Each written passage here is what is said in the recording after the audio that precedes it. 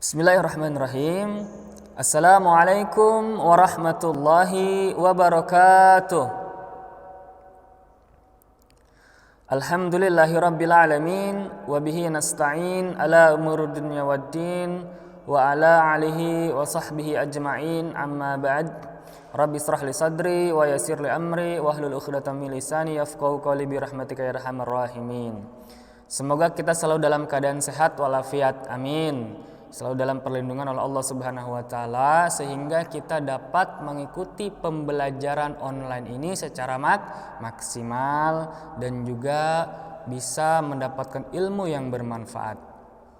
Sebelum kita belajar seperti pertemuan sebelumnya, mari kita berdoa terlebih dahulu. Semuanya ikuti Ustadz ya. Bismillahirrahmanirrahim. Rabbi zidni ilma warzuqni fahma. Ya Allah, tambahkanlah ilmu kepadaku dan tambahkanlah pemahaman kepadaku, amin. Baik,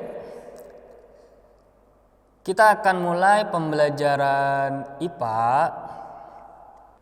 pada pagi hari ini ya.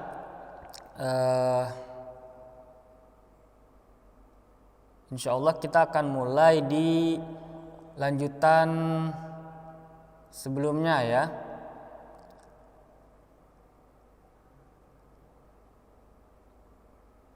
Silahkan kalian buka halaman 24 ya di buku. Kalian silahkan buka halaman 24 ya. Halaman 24 di buku IPA ya. Kita akan mentuntaskan semester bab 1 ini besaran turunan. Kemarin kita sudah membahas besaran turunan, ada 2 ya. Ada volume kemudian luas, kita sudah bahas. Sekarang kita akan membahas konsentrasi larutan dan laju pertumbuhan tanaman ya. Kita akan bahas konsentrasi larutan ya. Nah, kalian bisa lihat di PowerPoint kalian ya, di handphone kalian. Di situ tertera bahwa konsentrasi adalah perbandingan jumlah zat terlarut dengan jumlah pelarut. Kalau kalian lihat di buku ya, di sini belum lengkap ya. Belum lengkap artinya belum ada pengertian apa itu konsentrasi dan juga apa itu larutan. Makanya di pembelajaran kita akan kita bahas terlebih dahulu pengertiannya ya. Kalian bisa lihat di HP atau di handphone kalian, di situ sudah ada pengertian dari konsentrasi larutan, yaitu perbandingan jumlah zat terlarut dan juga zat pelarut ya. Nah, zat terlarut dengan zat pelarut itu beda juga. Contoh misalkan di sini ada contoh ya, air dan gula. Nah, yang menjadi zat terlarut ya, terlarut itu adalah gulanya, sedangkan zat pelarutnya itu adalah air. Cara membedakannya gimana? Cara membedakannya adalah di mana yang lebih dominan itu yang disebut dengan zat terlarut ya. Contoh misalkan gula ya. Gula itu ketika kita celupkan ke air, maka yang tadinya berbentuk kristal dia akan mencair dan berbentuk seperti air dan akan menyatu dengan air ya. Nah, di sini konsentrasi adalah perbandingan jumlah zat terlarut dengan jumlah pelarut. Sedangkan larutan adalah campuran yang bersifat homogen. Di sini ada kata baru lagi, homogen itu artinya apa ya? Nah, lihat di sini yang tulisan warna biru, homogen adalah satu. Artinya homogen itu satu atau menjadi satu ya. homogen itu menjadi satu. Ada 2 buah zat atau 3 buah ya, baik zat cair, zat padat, kemudian dia terlarut bercampur sehingga menjadi satu, itu disebut homogen. Kita tidak akan bisa membedakannya dengan menggunakan mata atau dengan menggunakan alat mikroskop, itu tidak akan terpisahkan, tetapi dia menjadi satu. Contohnya di sini adalah air dan gula, dia bersifat homogen ya, larutan. Jadi kalau dia campurannya homogen maka disebut larutan ya.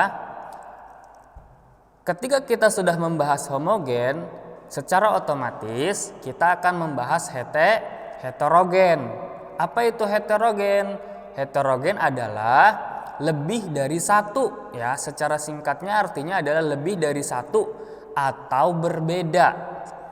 Contoh di sini adalah minyak dengan air ya. Minyak dengan air ketika kita jadikan satu, walaupun kita aduk sekuat tenaga, ketika adukannya sudah selesai dia akan tetap memisah. Air dengan minyak itu akan memisah, dan secara kasat mata bisa kita lihat langsung perbedaannya. Oh, di bawah air, yang di atas adalah minyak. Artinya dia terpisah ya, lebih dari satu, ada 2 di situ zatnya, bergabung menjadi 2 zat dan tidak berbeda. Tidak menjadi satu, dia berbeda. Contoh di sini minyak dan air, dia berbeda. Air di atas, minyak di bawah, berbeda ya. Tidak menjadi satu, artinya adalah heterogen. Campuran heterogen dinamakan suspensi ya. Kalian harus ingat, campuran homogen disebut larutan. Campuran heterogen disebut suspensi ya. Ini kalian catat dan kalian ingat ya, karena insya Allah nanti akan keluar di ujian harian ya. Terutama contoh-contohnya. Nanti bisa saja disebutkan mana contoh homogen, campuran homogen, mana contoh campuran heterogen, atau mana contoh larutan, atau mana contoh suspensi ya. Nah, campuran itu ada 3 ya. Campuran itu ada 3, ada larutan dan ada suspensi ya. Ada larutan, ada suspensi. Challenge yang pertama, ini cairan apa? Ya, yang tengah ini cairan apa? 5 orang pertama dapat poin tambahan, silahkan.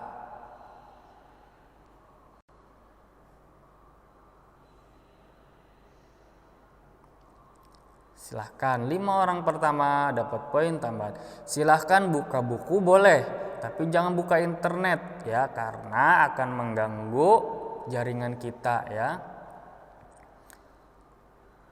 Yang di bawah adalah cairan apa? Namanya ya, nama ilmiahnya, jangan nama bentuknya. Kalau bentuknya iya itu cairan susu ya. Tapi nama ilmiahnya itu apa? Silahkan. Ustadz ambil 5 jawaban pertama ya, yang benar tentunya. Erwan, Haris, jawabannya cairan campuran susu. Larutan bukan ya. Larutan kan tadi sudah. Susu sapi, nggak tahu susu sapi atau susu kedelai ya. Homogen, jawabannya Ahmad Ziyad, cairan larutan.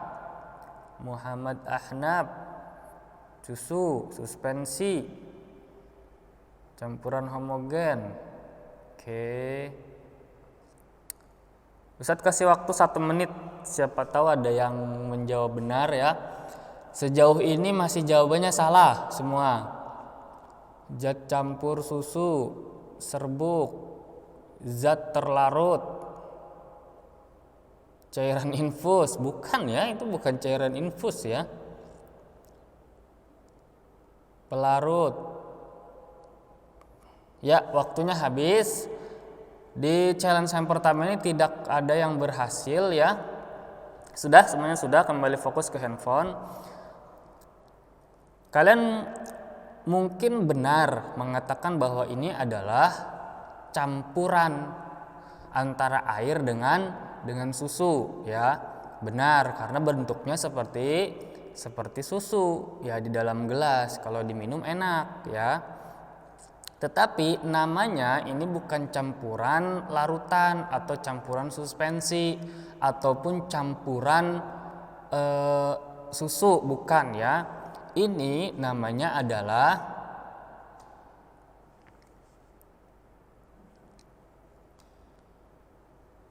koloid ya. Mungkin kalian asing mendengarnya, tetapi kalian bisa memahaminya dan diingat-ingat ya. Nah, konsentrasi larutan kita akan lebih banyak membahas larutan ya, tidak membahas suspensi dan tidak membahas koloid. Itu nanti akan kalian pelajari di SMA. Tetapi ini sebagai perantara saja atau sebagai mukodimah saja agar kalian mengetahuinya, minimal tahu ya. Jadi tadi kan sudah tahu perbedaan suspensi dengan larutan. Jika suspensi dia heterogen, jika larutan dia homogen. Dengan menggunakan mata langsung kita bisa lihat ya perbedaan antara suspensi dan larutan. Nah, sedangkan koloid ya, di sini sudah Ustadz merahi ya, ini yang kalian garis bawahi, yang kalian harus ingat-ingat di sini ya. Campuran dua atau lebih suatu zat di mana ukuran partikelnya lebih besar dari larutan dan lebih kecil dari suspensi. Sehingga jika dilihat dengan mata, kita melihat dengan mata ya, tanpa menggunakan alat, campuran koloid sekilas menjadi satu ya, sekilas menjadi satu, tercampur sempurna sekilas ya. Tetapi jika kita menggunakan alat dengan mikroskop atau mikroskopik, maka akan terlihat ada dua campuran berbeda. Air dengan susunya itu tidak melebur menjadi satu, berbeda apabila kita menggunakan alat. Nah, bisa disebut cairan koloid itu adalah setengah suspensi dan setengah larutan ya. Jadi berada di tengah-tengah. Nah, yang berada di tengah-tengah itu disebut dengan campuran koloid namanya ya. Kalau tadi campuran larutan itu yang homogen, kemudian campuran yang suspensi itu yang heterogen. Nah, sedangkan campuran koloid itu berada di antara homogen dan heterogen ya. Ketika dilihat dengan mata sekilas terlihat homogen, tetapi jika kita lihat dengan menggunakan mikroskopik atau mikroskop dia berbeda, yaitu heterogen ya. Nah, ada banyak sekali cara yang dapat kita gunakan untuk menyatakan konsentrasi larutan ya.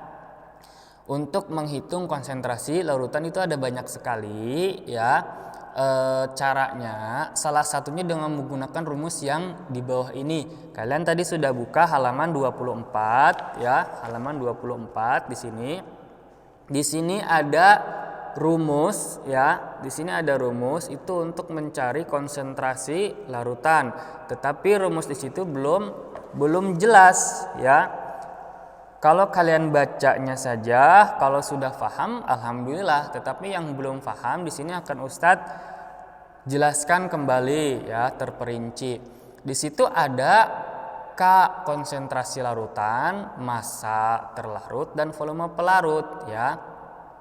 Secara simbolisnya maka ada yang sebelah sini, sebelah kiri ya. C sama dengan M per V. M itu massa ya, massa larutan atau terlarutnya. Kemudian V itu volume pelarutnya. Nah, kemudian C ini adalah konsentrasi larutan. Konsentrasi larutan satuannya gram per liter ya. Satuannya gram per liter. Sedangkan massa terlarut satuannya adalah gram. Kemudian volume satuannya liter ya. Nah, di situ di halaman 24 hanya mencantumkan rumusnya saja, satuannya tidak dicantumkan, maka dicatatlah apa yang ada di PowerPoint ini ya. Karena setiap jawaban IPA, apalagi nanti ketika ulangan harian, kalian tidak mencantumkan satuannya, Ustadz anggap salah ya. Nah, rumusnya sudah dapat. Sekarang kita coba jawab di sini untuk halaman 25 ya. Di sini ada seseorang yang sedang berpikir dia ya, berpikir untuk memecahkan sebuah soal. Kita bahas dari mana dapatnya 10 gram per liter ini kita bahas ya. Di halaman 25 terdapat latihan soal ya. Mari kita bahas. Apa soalnya? Edo melarutkan 20 gram gula ke dalam 2 liter. 20 gram gula ya, entah itu gula pasir, gula merah, yang penting gula ya, ke dalam 2 liter air ya. Berapa konsentrasi larutannya? Nah, yang ditanyakan adalah konsentrasi larutan, maka kita masukkan.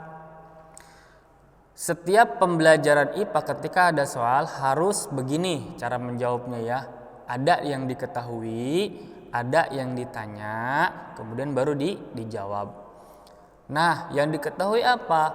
M-nya atau massanya, yaitu 20 gram gula. Kemudian volumenya 2 liter air. Yang ditanya adalah berapa konsentrasi larutannya atau C-nya berapa. Maka masukkan rumusnya ya, kemudian masukkan nilainya, M-nya 20 dibagi 2 dapat 10 gram per liter, sehingga hasilnya di situ 10 gram per liter. Di buku hasilnya 10 gram per liter dari mana? Dari sini ya. Kemudian gram G per L. Nah, G per L ini dari mana? Dari sini. Satuan tadi, satuan konsentrasi larutan itu apa? Tadi gram per liter. Apabila di sini soalnya misalkan kan di sini sudah jelas soalnya adalah gram ya. Apabila soalnya di sini misalkan kilogram, maka kalian rubah dulu ke gram ya. Dan di sini liter ya. Apabila satuannya misalkan bukan liter, misalkan mililiter, maka kalian harus rubah dulu ke liter. Kenapa dirubah? Karena yang kita cari satuannya menggunakan gram per liter ya. Fahimtum? Insyaallah fahimna ya. Nah, sekarang kita latihan contoh soal kedua. Ini challenge kedua. Nah, ini challenge kedua. Silahkan kalian jawab berapa hasilnya. Edo membuat larutan garam dengan air sebanyak 5 liter airnya ya, dengan air sebanyak 5 liter dan garamnya sebanyak setengah kilo. 1/2 itu adalah setengah kilo ya, setengah kilogram. Berapa konsentrasi larutannya? Silahkan 5 orang pertama seperti biasa ya.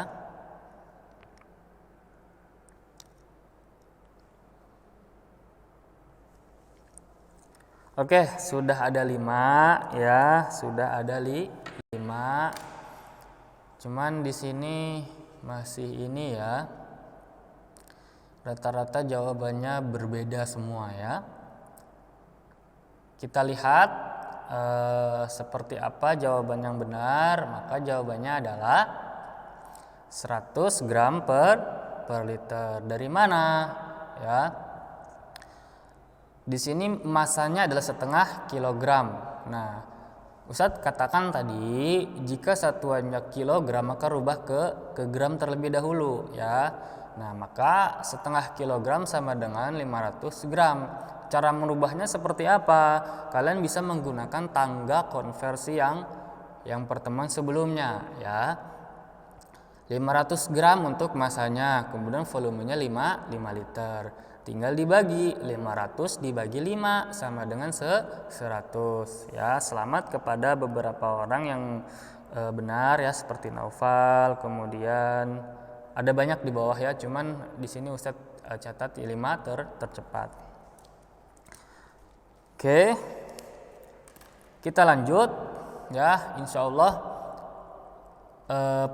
yang ini mudah dipahami ya, insya Allah ya, karena rata-rata ada yang menjawab benar ya, 10 sampai 15 orang, setengahnya sudah benar ya. Karena ini sedikit mudah ya pembelajarannya. Kita lanjut. Nah, sekarang kita bahas terkait dengan halaman 26 ya. 26. Silahkan buka bukunya halaman 26 ya.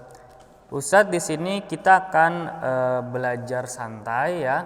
Oh iya, sebelum kita bahas 26, di sini kan kalian sudah membahas konsentrasi larutan ya.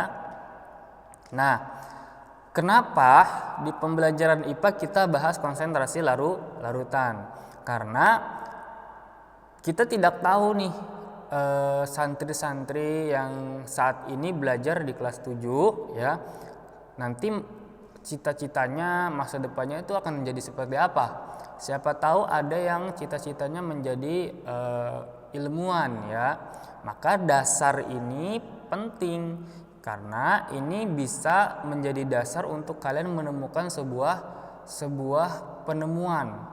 Contoh, kalian mencampurkan larutan baja dengan larutan batu misalkan, kalian mendapatkan konsentrasi yang tepat sehingga bisa digunakan untuk membuat bahan bangunan misalkan ya.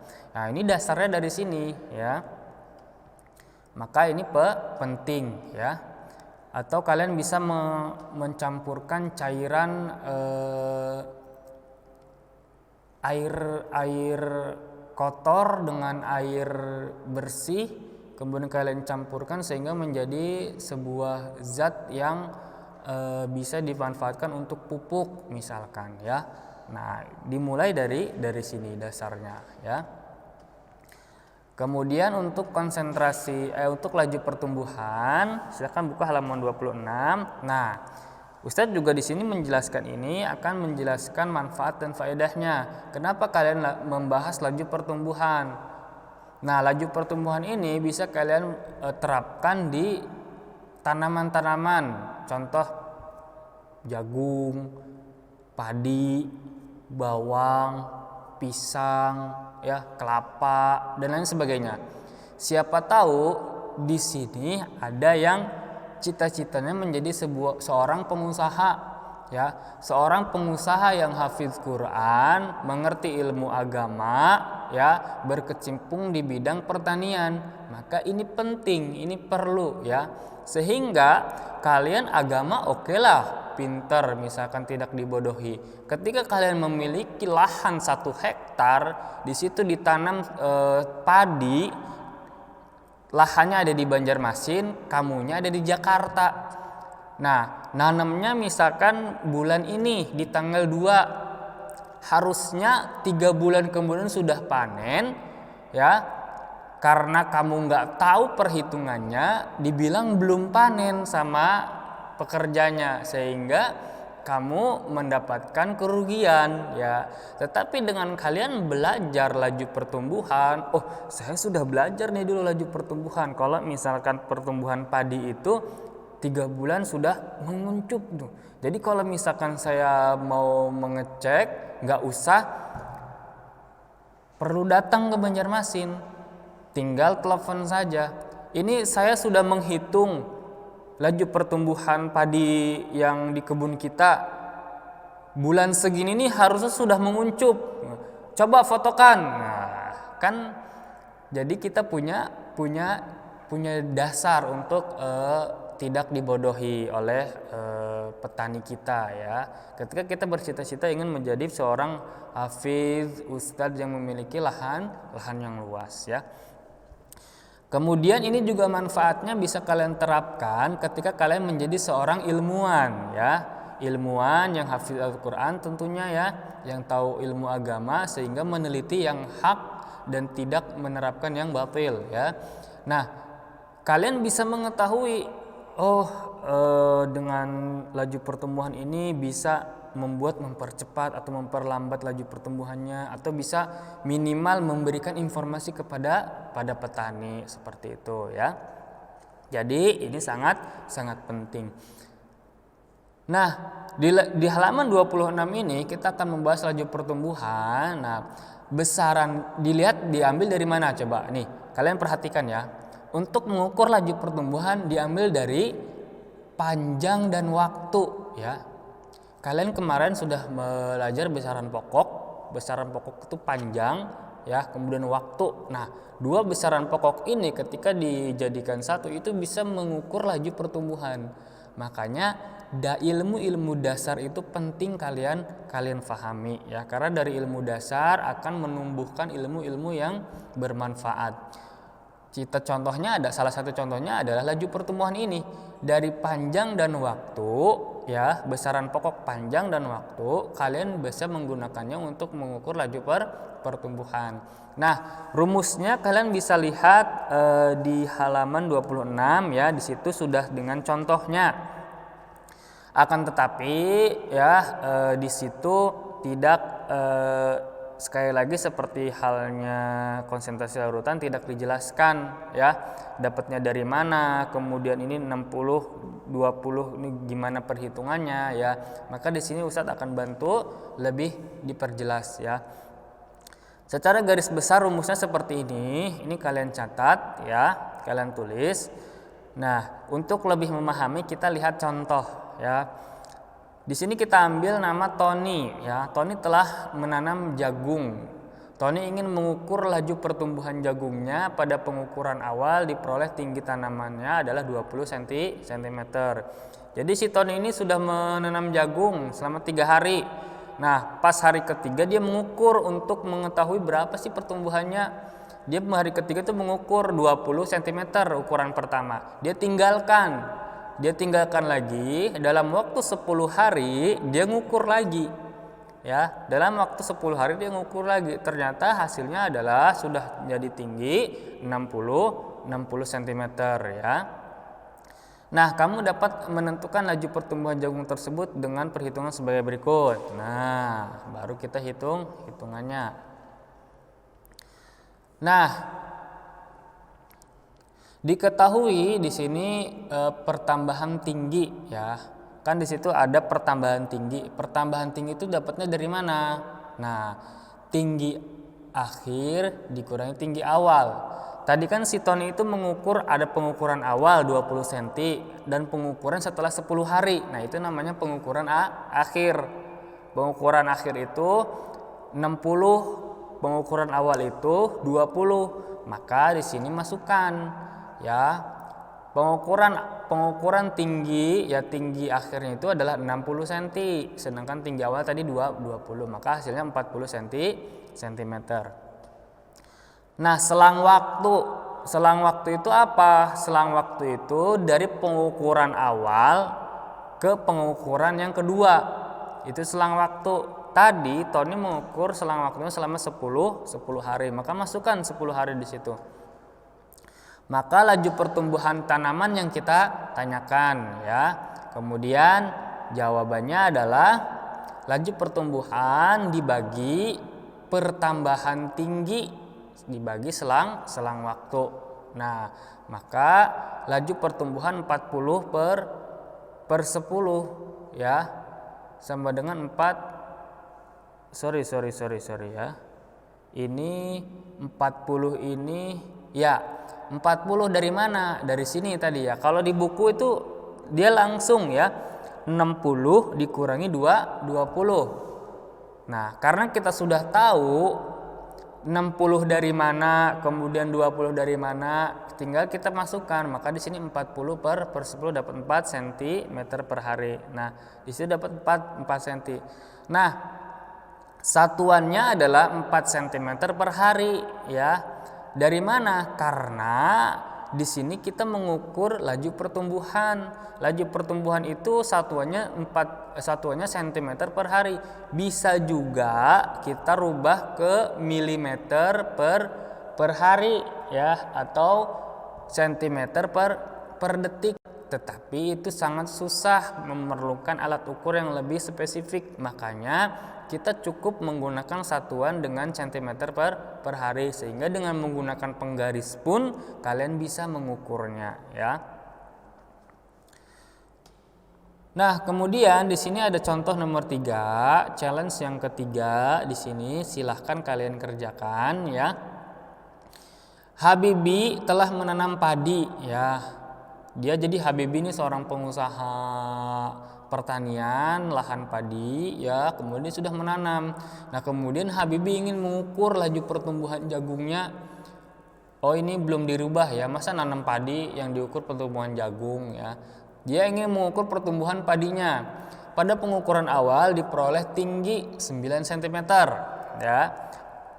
Pengukuran awal, ingat ya, pengukuran awal itu 9 cm dalam waktu 1 pekan. Dalam waktu satu pekan berapa hari ya, kalian hitung. Nah, kemudian tingginya menjadi 30 cm. Berapa laju pertumbuhannya? Silakan 5 orang pertama. Ustadz tunggu. 7A. 5 orang pertama siapa?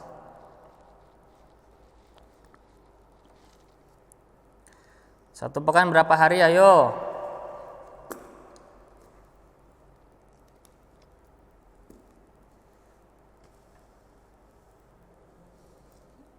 Silakan yang sudah menjawab langsung chat Ustadz ya. Jangan lupa satuannya adalah cm per hari, bukan cm per pekan.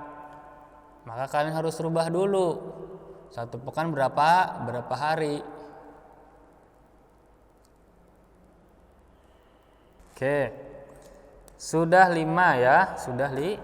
Selamat kepada 3 orang tersebut belum mendapatkan ya, apa maksudnya masuk ke dalam 5 tercepat. Apakah benar atau salah jawabannya ya? Kita lihat di sini. Di sini rata-rata ada yang menjawab 7 hari ya. Maksudnya adalah tadi ya, 1 pekan ada 7 hari itu.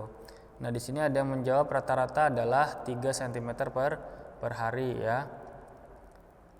1 pekan 7 hari. Ya. Ada yang menjawab juga 4 cm per hari, tapi rata-rata yang menjawab adalah 3 cm per hari. Kita lihat jawabannya. Yang benar adalah,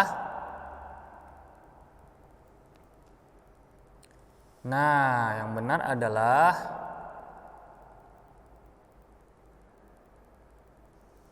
tiga cm per hari ya. Dari mana? Di sini tadi sudah Ustadz ajarkan tinggi akhir dan tinggi awal ya. Tinggi akhirnya tadi 30. Pengukuran awalnya adalah 9, maka 30 dikurang sama dengan 21 cm. 1 pekan ini berapa hari? 1 pekan adalah 7 hari. Karena di sini satuannya dia menggunakan cm per hari, maka rubah jadi hari ya. Jangan menggunakan pekan atau jangan menggunakan bulan. Nah, kalau misalkan di sini bulan, tulisannya 1 bulan, maka diambil rata-rata per bulan itu 30 hari. Maka masukkan rumusnya ya.